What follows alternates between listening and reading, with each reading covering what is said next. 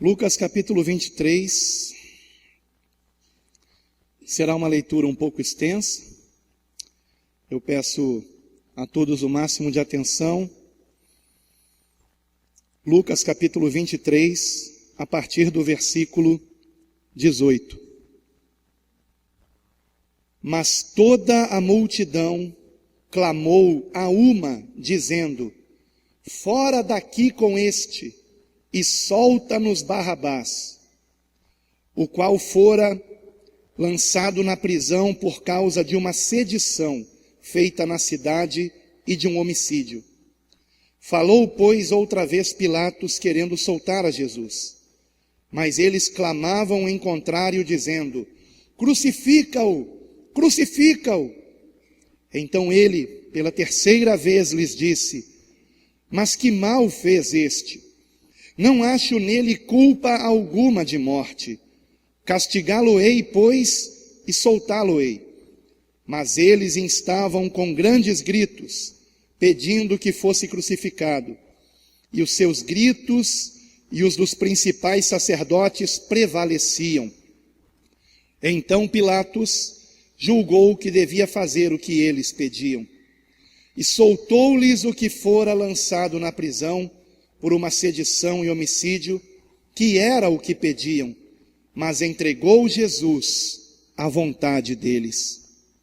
E quando o iam levando, tomaram um certo Simão, Cirineu, que vinha do campo, e puseram-lhe a cruz às costas, para que a levasse após Jesus. E seguia-o grande multidão do povo e de mulheres, as quais batiam nos peitos e lamentavam. Jesus, porém, voltando-se para elas, disse: filhas de Jerusalém, não choreis por mim, chorai antes por vós mesmas e por vossos filhos, porque eis que hão de vir dias em que dirão: bem-aventuradas as estéreis, e os ventres que não geraram, e os peitos que não amamentaram. Então começarão a dizer aos montes: caí sobre nós, e aos outeiros: cobri-nos. Porque, se ao madeiro verde fazem isto, que se fará ao seco? E também conduziram outros dois, que eram malfeitores, para com eles serem mortos. E quando chegaram ao lugar chamado a Caveira, ali o crucificaram, e aos malfeitores, um à direita e outro à esquerda. E dizia Jesus: Pai, perdoa-lhes, porque não sabem o que fazem. E repartindo as suas vestes, lançaram sortes. E o povo estava olhando. E também os príncipes zombavam dele, dizendo: aos outros salvou, salve-se a si mesmo, se este é o Cristo, o escolhido de Deus. E também os soldados o escarneciam, chegando-se a ele e apresentando-lhe vinagre, e dizendo: se tu és o rei dos judeus, salva-te a ti mesmo. E também, por cima dele, estava um título, escrito em letras gregas, romanas e hebraicas: este é o rei dos judeus. E um dos malfeitores, que estavam pendurados, blasfemava dele, dizendo: se tu és o Cristo, salva-te a ti mesmo e a nós. Respondendo, porém, o outro repreendia-o, dizendo: tu nem ainda temes a Deus, estando na mesma condenação? Nós, na verdade, com justiça, porque recebemos o que os nossos feitos mereciam, mas este nenhum mal fez. E disse a Jesus: Senhor, lembra-te de mim quando vieres em teu reino. E Jesus lhe disse: em verdade te digo que hoje estarás comigo no paraíso. Amém. Glória a Deus. Podemos sentar.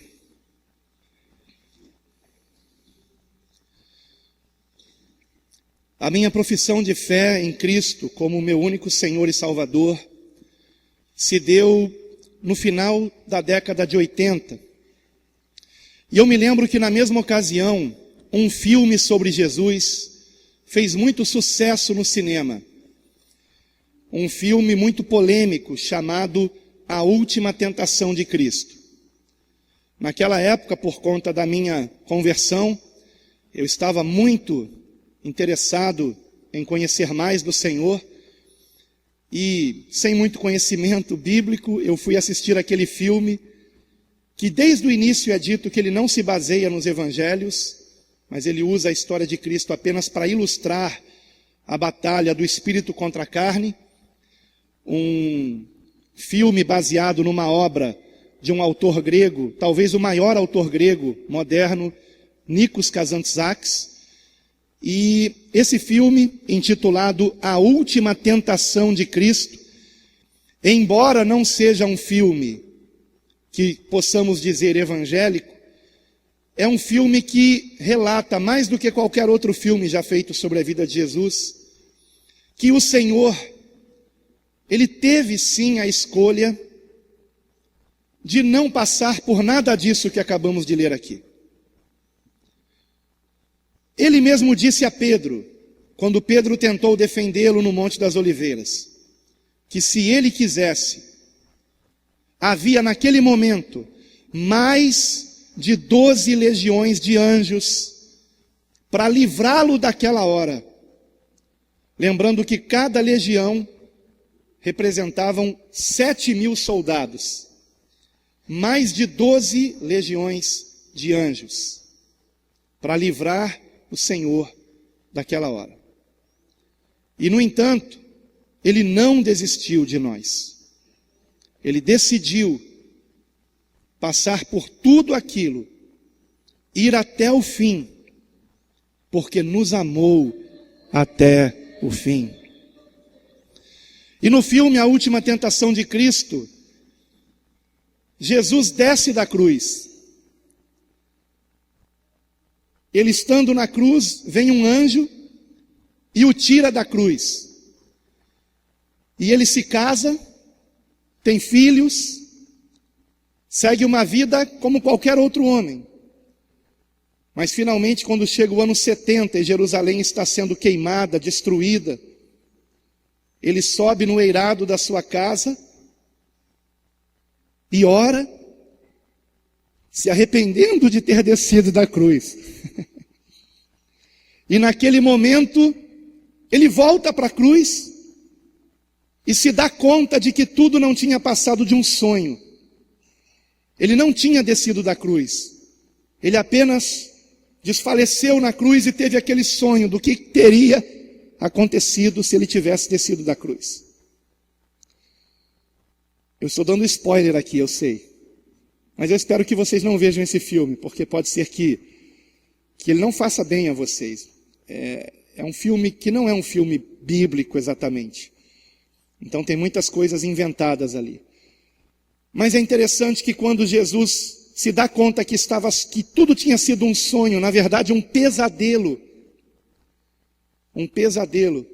Porque quando no filme Jesus sobe para pedir perdão ao Pai por ter descido da cruz, ele o fez porque os apóstolos tinham ido até ele que estava de cama enfermo, ele, Jesus, enfermo, o Jesus do filme, os chamando de traidor, chamando o Senhor de traidor. Então ele se dá conta do erro que cometeu e pede perdão, e então ele percebe que tudo tinha sido apenas um pesadelo e que ele ainda estava na cruz. Então ele olha para um lado e vê um malfeitor, olha para outro e vê outro malfeitor, olha para aquela multidão. E então ele olha para o Pai, abre um sorriso e diz: está consumado. Ele não desistiu de nós. Ele não desceu da cruz. Ele passou por todo esse sofrimento. Todo esse sofrimento. E eu considero muito significativo que na sua Via Crucis nós tenhamos personagens que ilustram cada um de nós. O primeiro deles, Barrabás. Barrabás é que tinha que ser o terceiro crucificado naquele dia. Ele é que deveria estar ali entre aqueles dois malfeitores. Um terceiro malfeitor, chamado Barrabás. E, no entanto, Jesus morre no lugar daquele homem. O santo no lugar do pecador. Ilustrando perfeitamente o que Jesus fez por nós. Ele morreu a nossa morte. Ele tomou sobre si a nossa condenação. Mas não se esqueçam, ele tinha alternativa. Ele poderia não ter passado por nada disso. O Pai não obrigou o Filho. O Pai enviou o Filho, mas se o Filho quisesse, o Pai tinha mais de 12 legiões de anjos para livrá-lo daquela hora. Mas o Filho quis dar a sua vida por nós. Outro personagem significativo é Simão Cirineu, no versículo 26. Tamanha era a dor, tamanho foi o castigo que Jesus sofreu por nós, que ele não estava conseguindo carregar a cruz.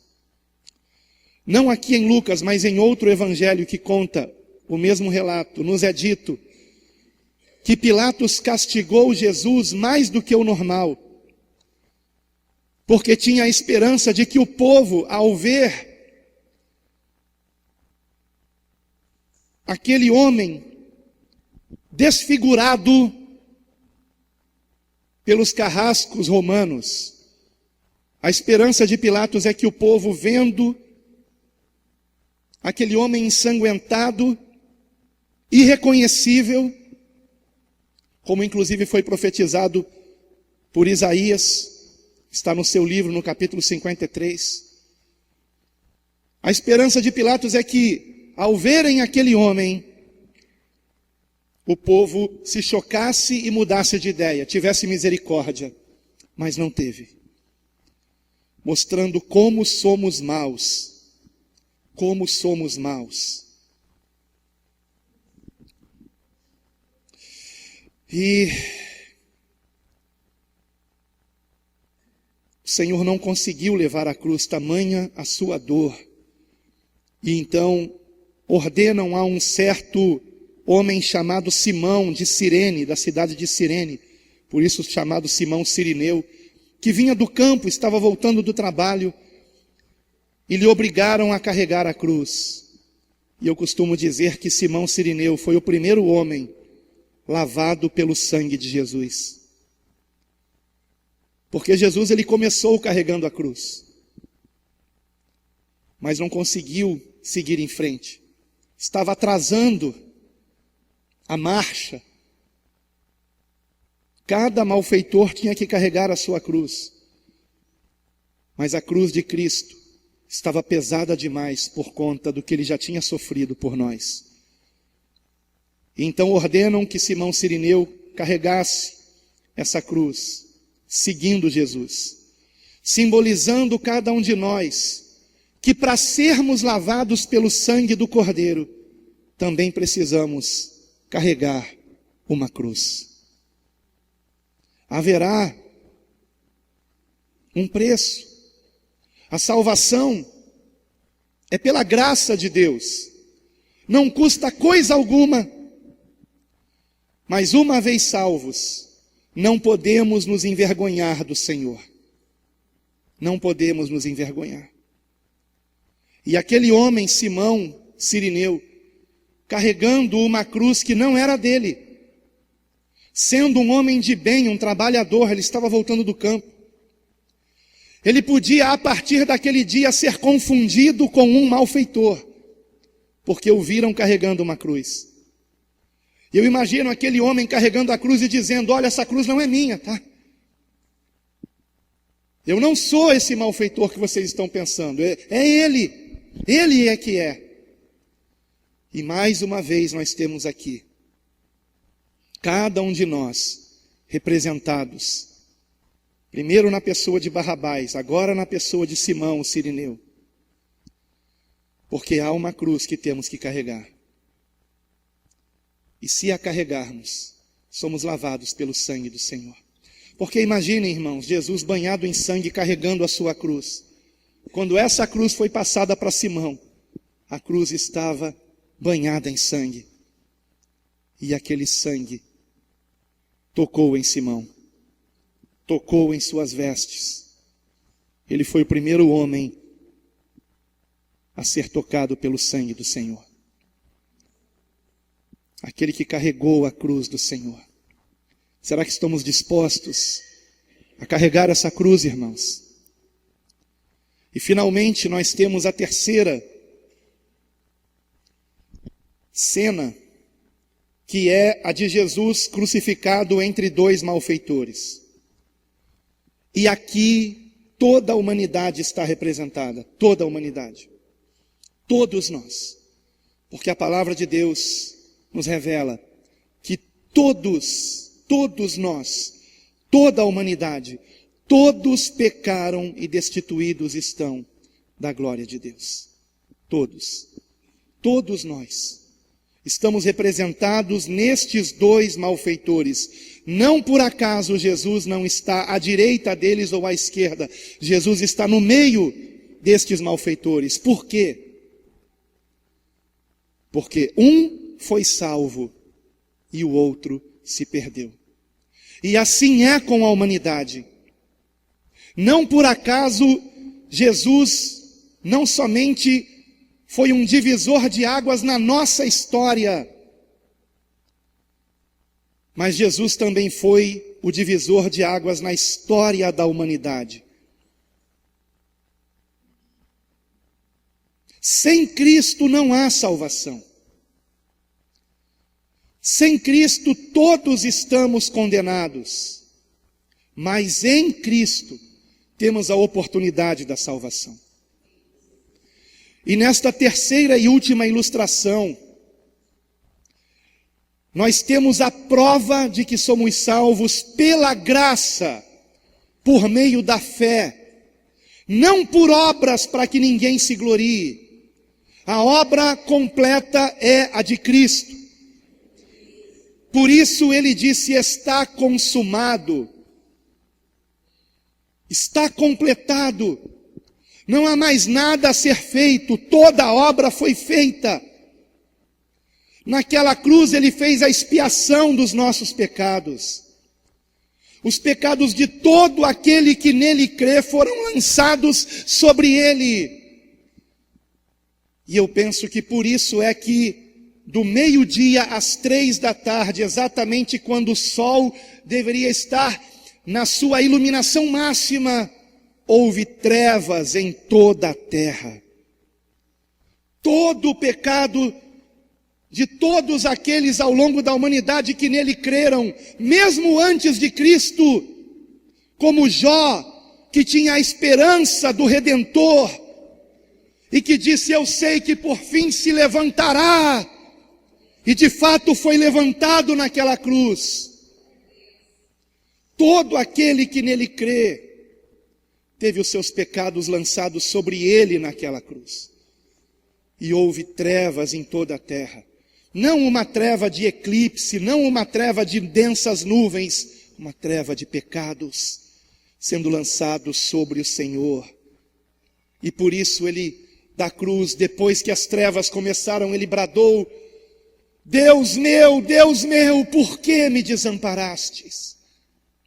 Porque naquele momento, a plena comunhão teve que ser quebrada. Não há comunhão da luz com as trevas.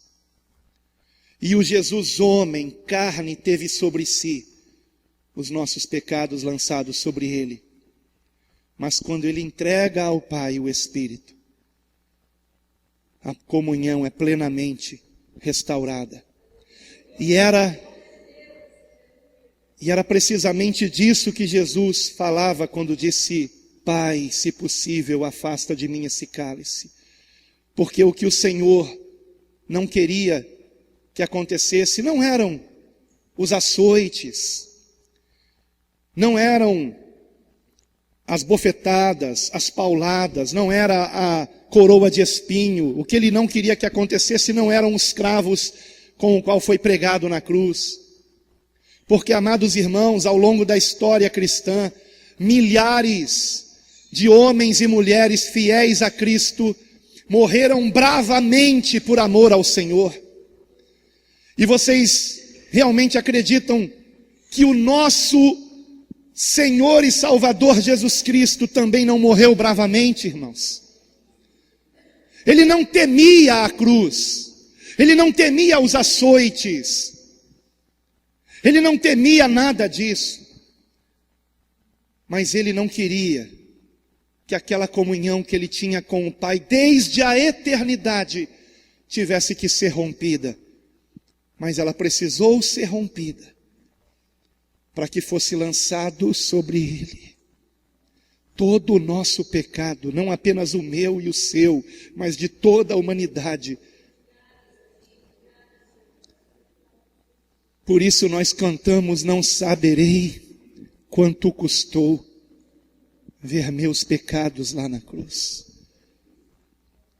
Quando nós pecamos, nós sentimos o peso, não sentimos? Nós ficamos tristes, não ficamos? Agora imagine tudo isso, todo o nosso pecado, de toda a nossa vida e de cada um que pecou e nele creu, sendo lançado sobre o Senhor.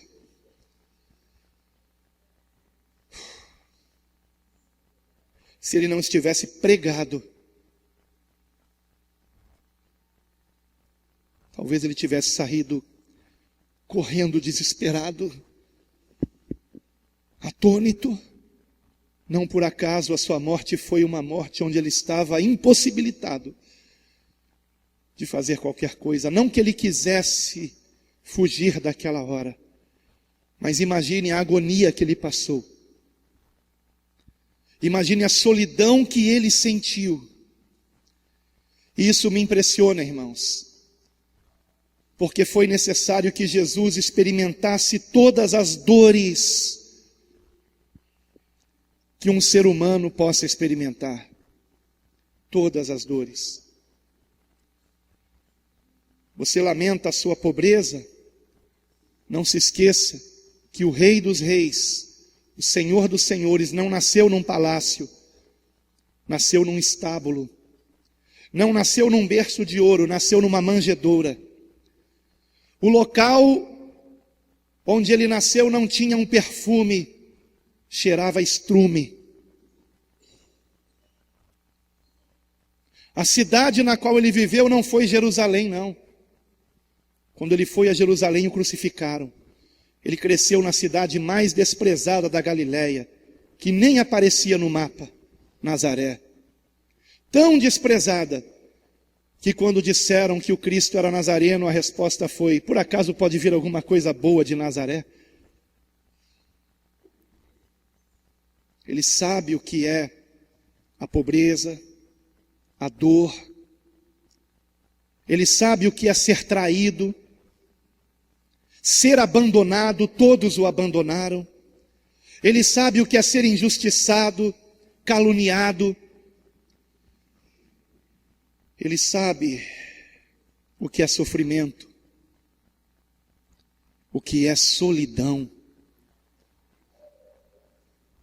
Porque como se não bastassem os homens terem lhe virado as costas, foi preciso que por um momento a face do Pai não visse aquilo. Até pela dor do pai. Qual é o pai que aguenta o filho sofrendo? E ele passou por tudo isso. E nessa última ilustração dos dois malfeitores, a humanidade está representada. Quem nós somos? Estamos do lado de quem? Dos que zombam? Ou do lado daqueles que, apesar dos pecados, porque pecamos, irmãos, essa é a verdade. Nenhum de nós é perfeito. Estamos em processo de aperfeiçoamento, mas nenhum de nós não peca.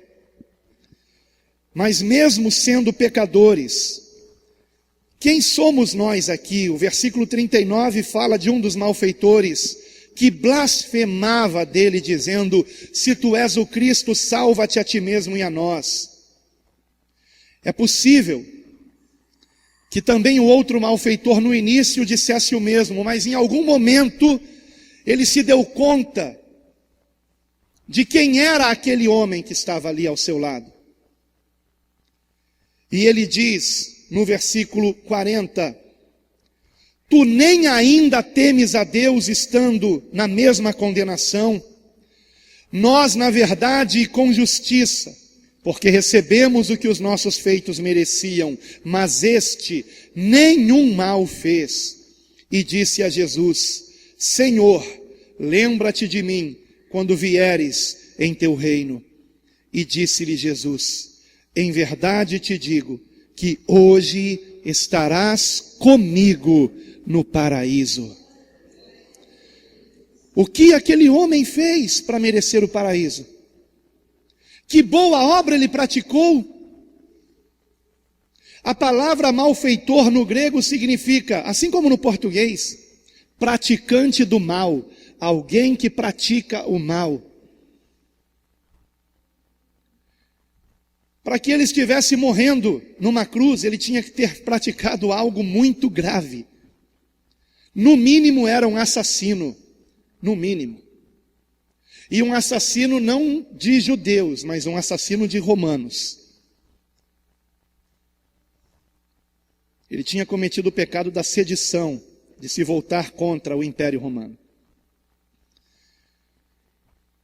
Que bem ele fez para merecer o paraíso? Zero. A salvação não é pelas obras, irmãos. Se fosse pelas obras, este homem não seria salvo.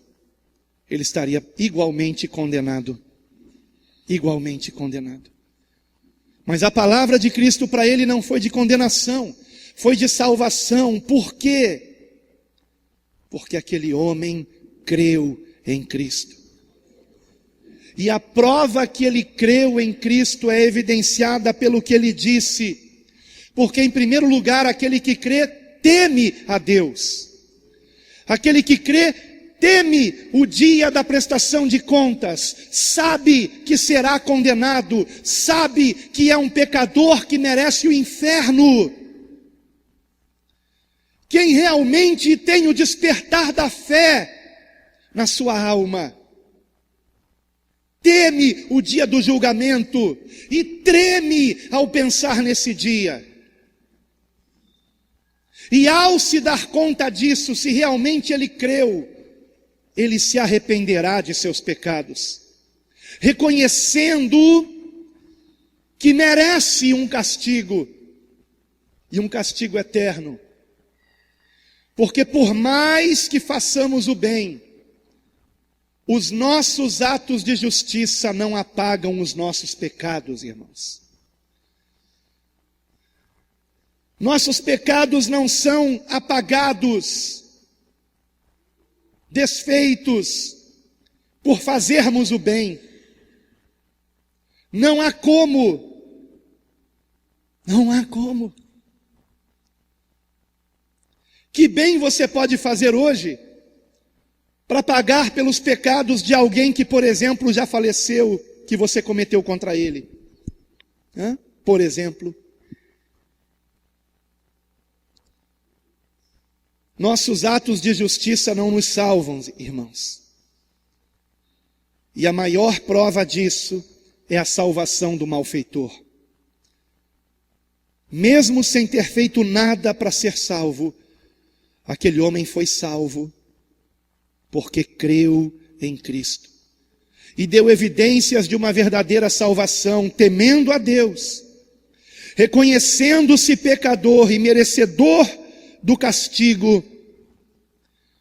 Mas ele fez mais do que isso.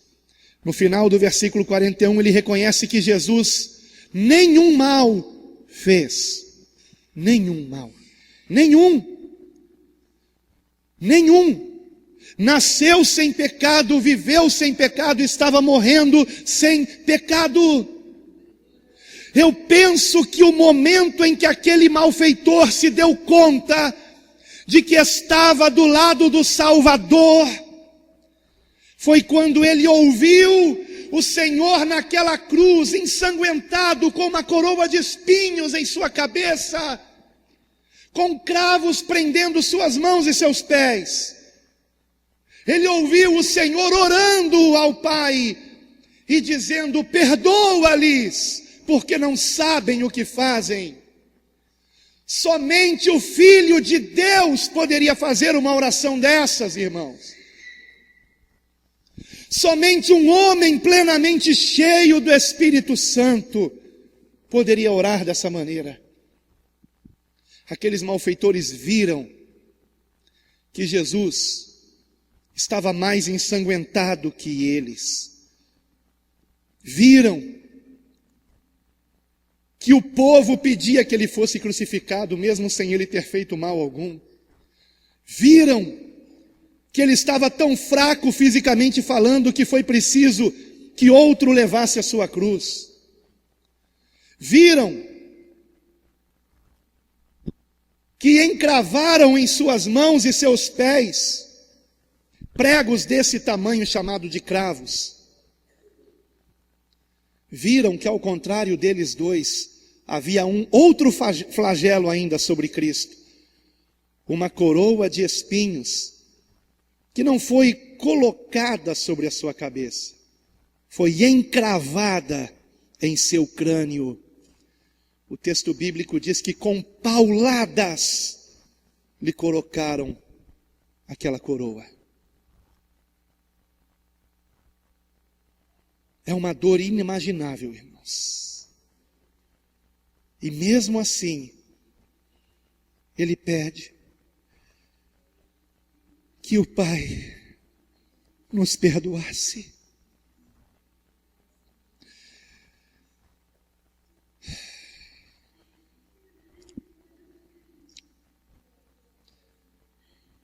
E o primeiro homem que teve a certeza desse perdão foi aquele malfeitor, que disse: este nenhum mal fez. Ele não somente reconheceu a santidade de Jesus, ele reconheceu o senhorio de Cristo, porque chamou Jesus de Senhor. E mais do que isso, reconheceu que Jesus é aquele que tem o poder de nos salvar.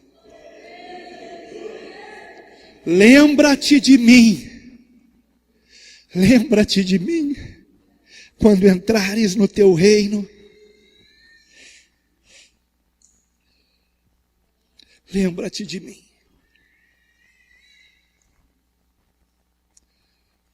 Mas a questão é, nós estamos nos lembrando dele. Nós estamos nos lembrando de Cristo. Estamos nos lembrando do que ele sofreu por nós. Estamos nos lembrando que ele poderia ter retrocedido se quisesse. Estamos nos lembrando que ele perseverou até o fim. Ele não se esquece de nós.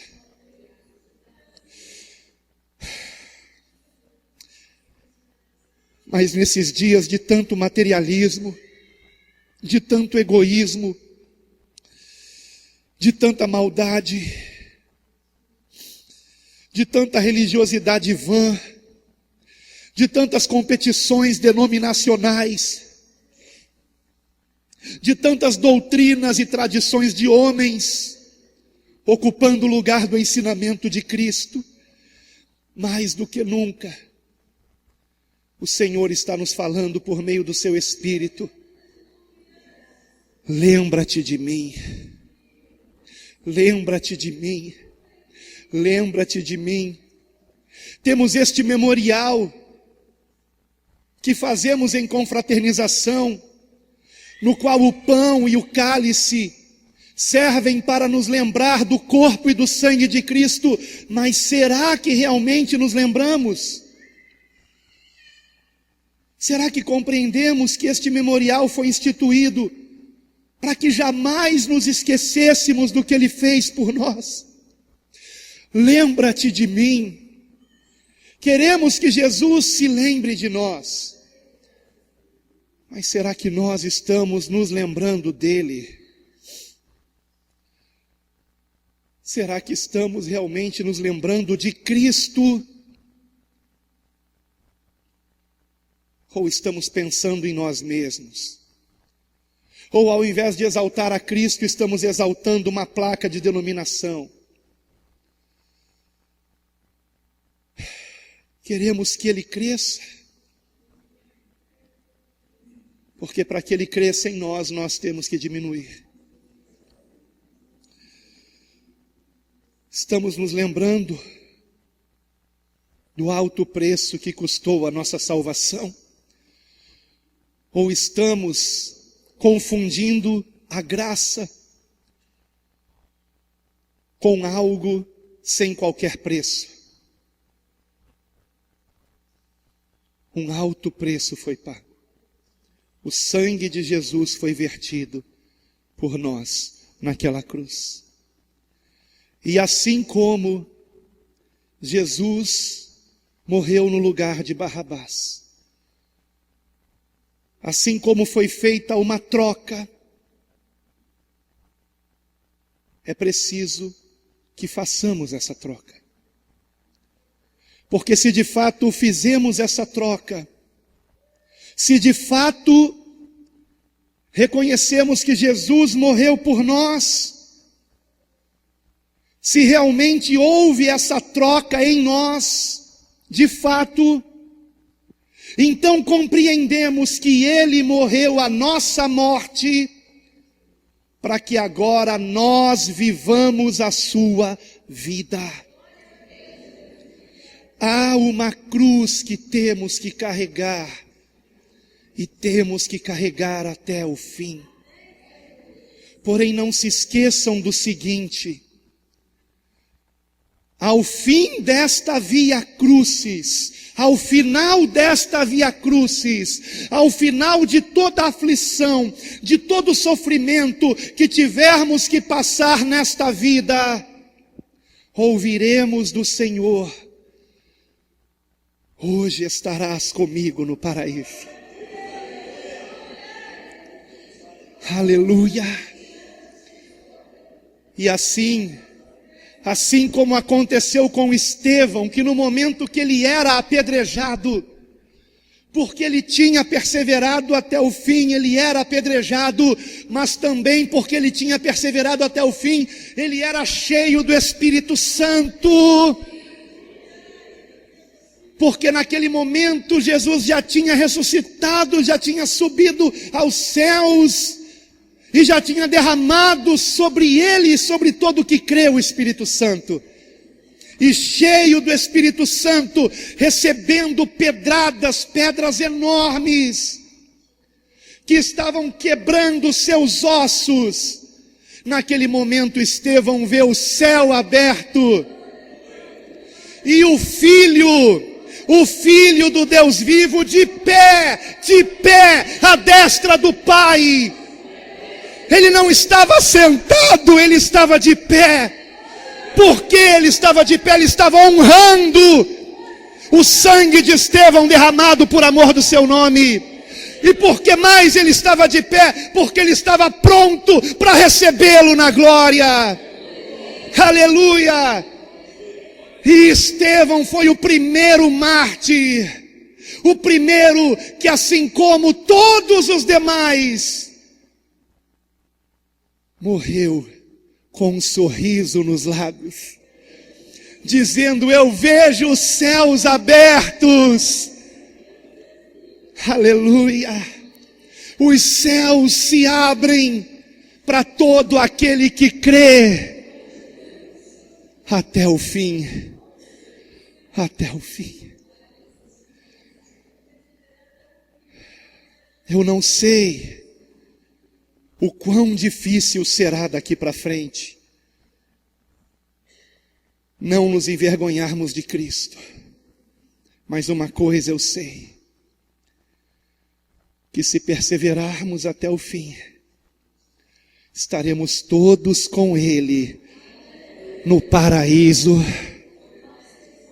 Não haverá mais dor, Não haverá mais sofrimento, não haverão mais lágrimas, não haverá mais morte, não haverá mais maldade.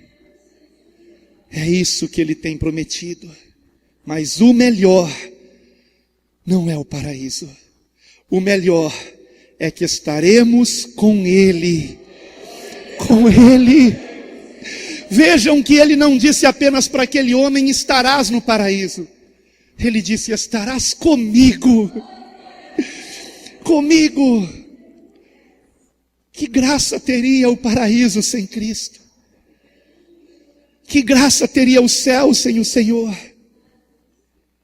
Que é a maior expressão de amor e bondade, misericórdia, de paz. Eu quero estar sempre com o Senhor. E você? Amém. Dos teus pecados Ele não se lembra mais. Não se lembra mais. Seja curado dos traumas.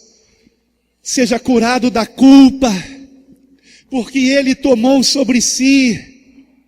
Ele tomou sobre si. Se Ele salvou aquele malfeitor, por que Ele não salvaria você? Se Ele salvou a Paulo, que foi um perseguidor da igreja, e o transformou num apóstolo, o que Ele não pode fazer na sua vida? Entregue-se a Ele de todo o seu coração. Se arrependa de seus pecados e confie nele, porque naquela cruz Ele consumou a obra da tua salvação. Você já está salvo. O teu nome já está escrito no livro da vida. Então somente persevere até o fim. Até o fim. Até o fim. Para que nós todos estejamos com Ele eternamente. E falta pouco, irmãos. Falta tão pouco. Tão pouco. Mas não esqueça de uma coisa. Ele morreu a nossa morte, para que nós vivamos a sua vida. Nós somos a extensão de Cristo aqui na terra. Por isso Paulo disse que somos o seu corpo, somos a extensão de Cristo. Ele é a cabeça, nós somos os membros deste corpo. Que estejamos agindo como Cristo agiria, e como Cristo agiria. Ele perdoa as nossas ofensas. Então perdoe aqueles que te ofenderam. Ele faz o bem mesmo aos seus inimigos. Então faça o bem aos inimigos. Ele orou por aqueles que o crucificaram. Então ore por aqueles que te perseguem. Lembra-te de mim. Lembra-te de Cristo. Lembra-te do que Ele ensinou. Lembra-te de mim, diz o Senhor. Lembra-te de mim. Lembra-te de mim. Oremos.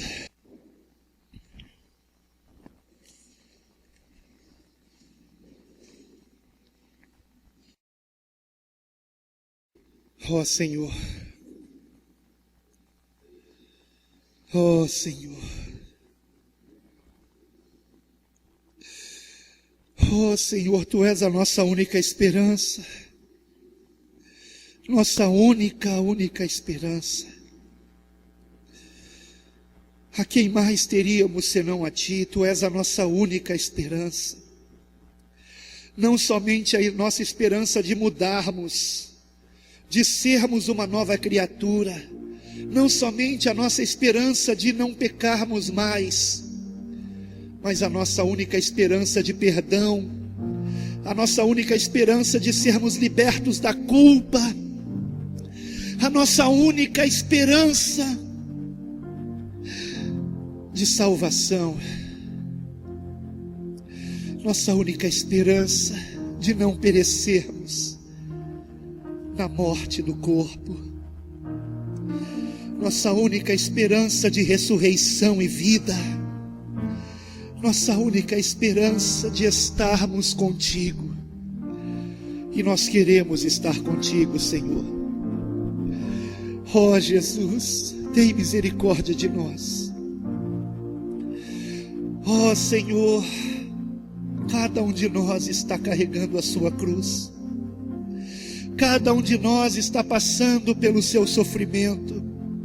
Cada um tem a sua história. Cada um tem a sua aflição. Cada um. Que nos lembremos, ó Senhor,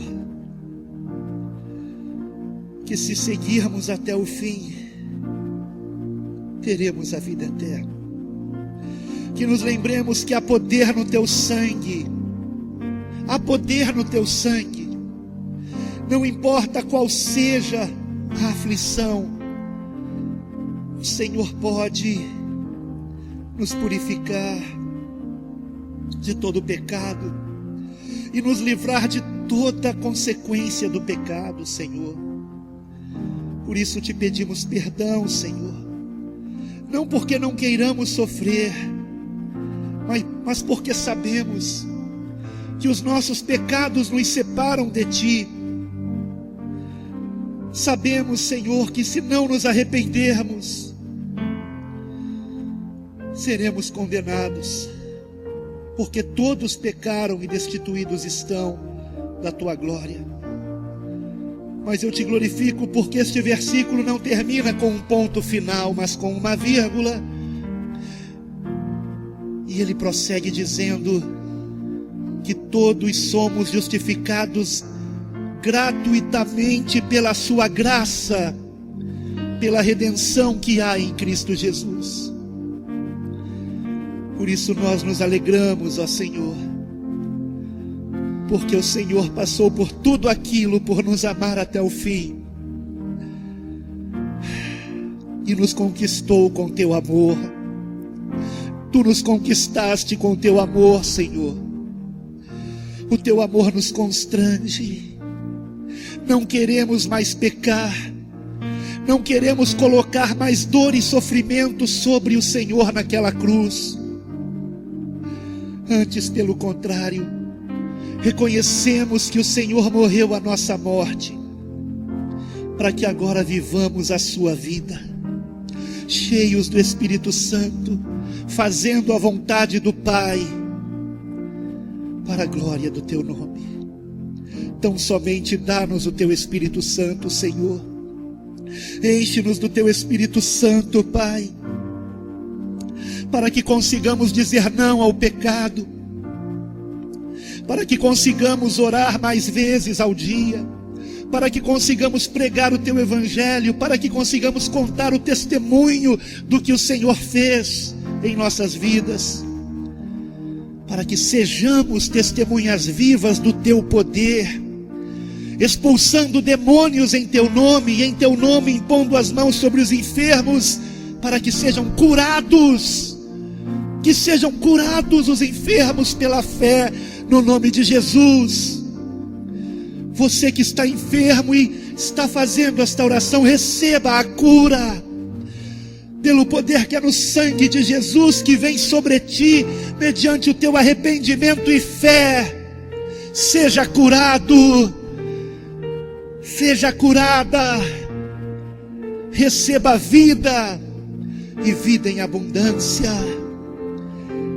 Receba o Espírito Santo, seja cheio de paz, cheio da alegria da salvação, cheio de fé e sobretudo cheio de amor a Deus, para que você ande em santificação, e amor ao próximo, para que você faça a Ele o que Jesus fez por nós. Aleluia. Obrigado, Senhor. Obrigado, Senhor. Nós te entregamos as nossas vidas e declaramos: não há outro além de ti. Tu és o nosso único Deus. Tu és o nosso único Senhor e Salvador para sempre. Cremos no seu nascimento sem pecado, vida sem pecado, morte sem pecado. Cremos que o Senhor ressuscitou ao terceiro dia para a nossa justificação. Cremos que o Senhor subiu aos céus e intercede por nós à destra do Pai. Cremos que o Senhor voltará e que todo olho o verá, e que os teus santos anjos nos hão de recolher ao teu encontro nos ares. Cremos que viveremos para sempre com o Senhor, em novos céus e nova terra, onde habitará a justiça para sempre. Aleluia. Sim, Pai, nós cremos em Ti. Nós cremos em Ti. Nós cremos em Ti. Amém e amém.